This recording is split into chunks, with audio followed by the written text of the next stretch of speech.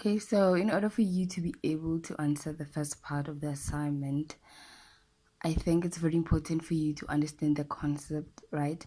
That is why I made you a summary of the things that you have to understand in simple terms, right?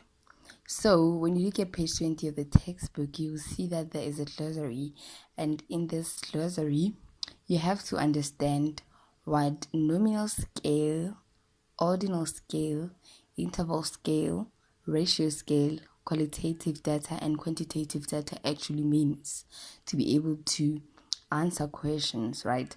So, when it comes to nominal scale is used to categorize data, right?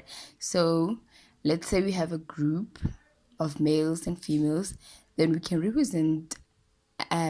say that M represents males and F represents females. So in this case, order is not important, right? Order is not important. So nominal scale is kind of labeling data. So you can remember nominal scale as labels. You're labeling data into male and female, right? And order is not important. And when it comes to ordinal scale is more like nominal scale, but in this case, order is important. For example, you can say that 1 represents very happy, 2 represents happy, and 3 represents okay, right? So obviously, a person that's very happy is not the same as the person that's happy or the person that's just feeling okay. So order in this case is very important.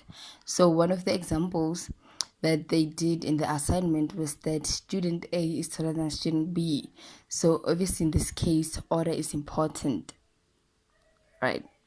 So in ordinal scale, we know that order is important, but we don't know the measurement that is associated with the variables, right?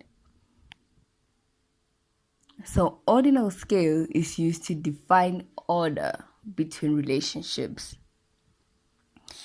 And we also have interval scale. So with interval scale is used to rank objects such that the difference between the two objects can be determined, right? That is interval scale. So interval scale will be numeric, obviously, because we can find the difference. And in this case, order is also important. So there is an exact difference between the values and there is no true zero.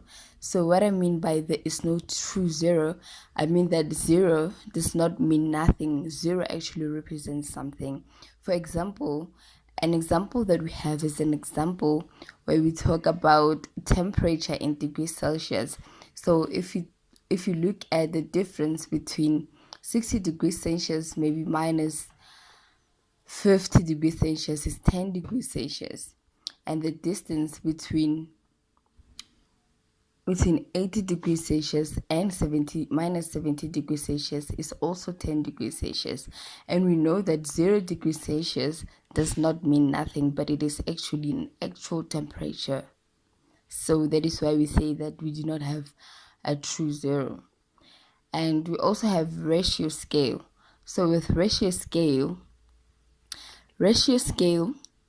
has what has a true zero.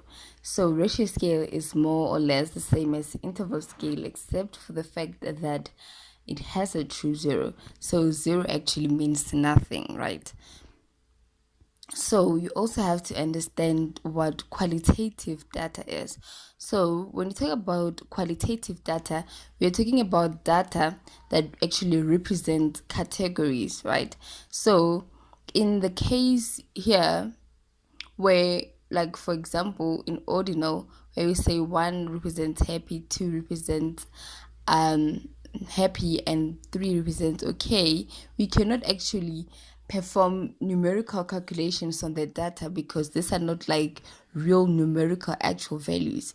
So that's what qualitative data is. It represents categories, so we cannot actually do numerical operations. We cannot add, we cannot divide, we cannot subtract and such.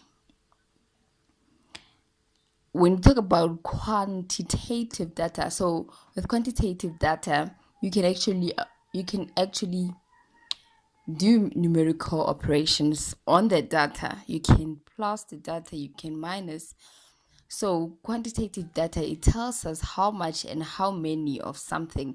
So we're talking about discrete data. When I talk about discrete data, I mean data that is like you are able to count the data.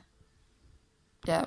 So you have to know the concept behind, and then you'll be able to answer the first part of the assignment.